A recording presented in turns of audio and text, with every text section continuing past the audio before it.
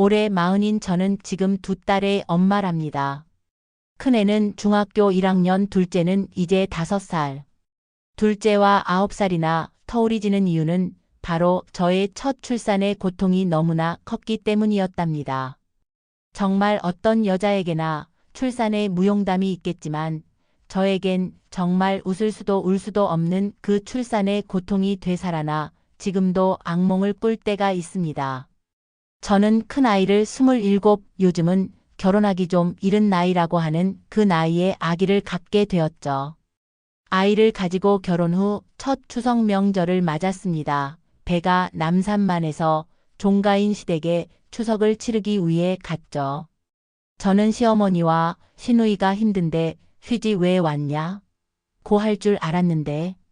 늦게 왔다고 입은 대빨이나 나와 있는 시댁 어른들과 시누이 도련님 얼굴을 보고 앉지도 못하고 일을 했습니다. 정말 다리는 코끼리 다리만큼 부었었죠.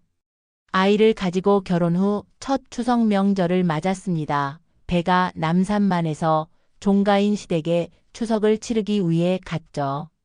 저는 시어머니와 시누이가 힘든데 휴지 왜 왔냐? 고 할 줄 알았는데.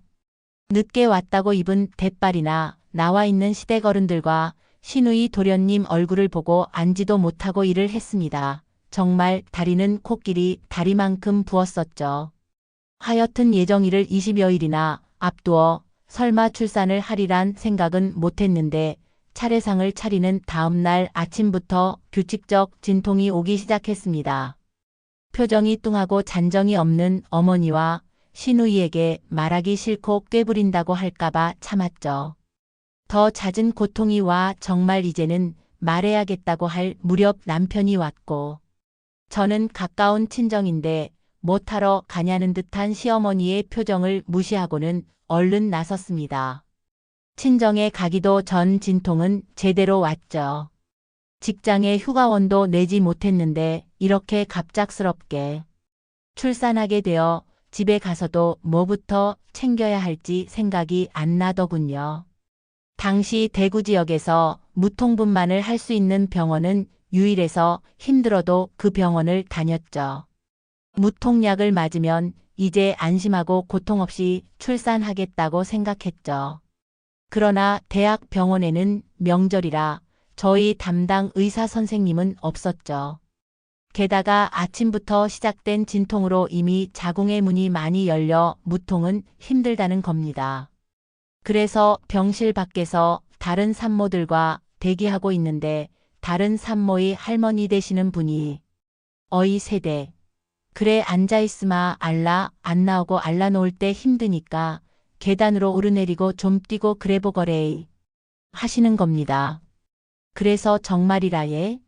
하며 저는 7층의 계단을 열댓 번은 오르내렸고 그러기를 30분이 지났을까 정말 너무나 심한 진통이 왔고 저는 기쁨과 고통이 교차하는 출산실로 이동했습니다.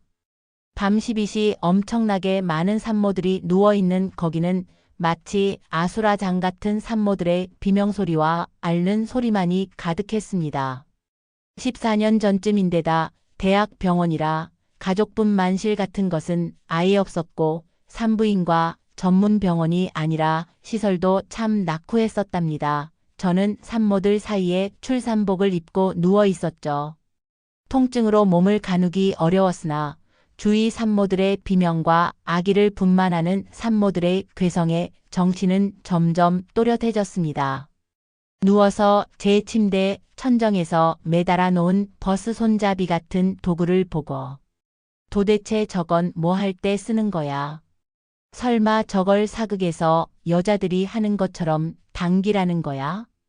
우습기도 하고 공포 속에 하얀 백열등과 산모들을 둘러보고 있었는데 제 옆에 산모가 소리를 지르더니 갑자기 맞고 있던 링겔줄을 목에 마구 감기 시작하는 겁니다. 저는 너무 놀라 통증 속에서도 간호사님의 여기 아줌마 죽을라케의 저 멀리 있던 수간호사 같은 분이 오시더니 와 이카는교 정신 차리소 하며 툭툭 치며 그냥 가는 겁니다. 그러자 제 오른쪽 산모가 신음을 가늘게 하며 그 아줌마 어제부터 15시간 이상 그러고 있어에 온 몸에 핏줄이 다 터졌다 아입니까? 그러는 와중에 제 몸에 정말 심한 진통이 왔습니다. 정신을 잃을 정도의 통증.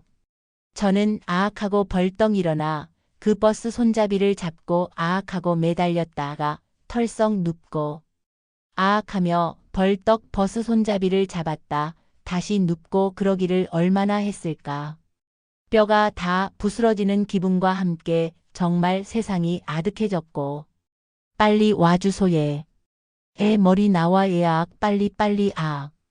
잠시 후 다가온 간호사 2명이 에헤이 벌써 머리 나오네 하더니 완전 인사불성인 저를 보고 이동식 침대로 스스로 옮겨 누우라는 겁니다. 그러나 수간호사의 무서운 목소리에 저는 몸을 굴려 이동해 누웠고 소리를 지르며 분만대에 갔죠. 그러나 정작 분만해 줘야 할 힘이 남아있지 않아 정신을 잃었는데 의사와 간호사가 뺨과 다리를 마구 때려가며 아줌마 힘주소에 죽습니다. 퍼뜩 힘주소. 아이가 죽는단 말에 정신이 번쩍 들면서 저는 힘을 줬죠. 온갖 사력을 다하고 있는데 밖과 통하는 인터폰을 들고 술 취한 한 아저씨가 아내 의사들에게 마구 욕을 해대는 겁니다. 우리 마누라가 말이야 어제 들어갔는데 와 알라가 안 나오노? 이돌파리 의사들아. 아기를 받던 의사 선생님들이 화가 나서 또 욕을 하며 아기를 받는 겁니다. 두려움에 떨며 모든 과정이 끝나고 저는 당연 입원실로 갈 줄 알았습니다. 하지만 입원실이 없다며 분만실 밖의 빈 공간에 출산한 산모들을 순서대로 나란히 눕혀두는 겁니다. 차례차례 산모들이 새벽에서 아침이 올 때까지 모두 13명이나 출산을 해 나란히 누워 있었죠. 새벽녘에는 둘째를 출산하러 온 산모가 너무 늦게 와 우리들이 누워있는 통로를 걸어가다 그만 아기를 낳아버려 볼 수는 없었지만 그 소리와 괴성이 또렷해 너무 무서웠고 그 인터폰으로 욕하는 아저씨도 수시로 폰을 들고 안으로 욕을 해대는 통에 악몽 같은 순간은 아침까지 계속되었답니다. 초사는 예정일보다 보통 늦다는데 시댁에 엄청난 명절 음식과 종일 서 있느라 빨리 낳게 되었고 무통분만 하려다 더 힘들게 아기를 낳게 되었고 마치 수의과 병동에서 아이를 낳은 것 같은 기분으로 저는 둘째를 쉽게 계획할 수 없었답니다. 하여튼 그래도 출산의 고통은 있는다는 게 맞는 말인지 저는 9년 후 둘째를 낳게 되었죠. 또 딸이었답니다. 낳자마자 딸이란 사실을 알고 하신 시어머니의 첫마디. 야야. 딸이라도 셋은 돼야 된다. 퍼뜩 셋째 가져보거라. 종손인 아들의 대가 끊어진다고 생각하셨나 봅니다. 하여튼 그렇게 저는 아이를 낳고 완전 색다른 세상을 다녀왔답니다. 지금도 그 얘기를 들으면 친정엄마는 차라리 집에서 알라를 낳는 게 더 낫겠다. 그게 뭐 꼭? 그러십니다. 우리나라가 출산율이 세계 최저인 지금 이 이야기를 듣고 더 두려워하는 건 아닌지 모르겠네요. 하지만 출산의 고통을 잊을 만큼 아이는 너무 아름답고 소중하고 신비로운 존재인 건 분명합니다.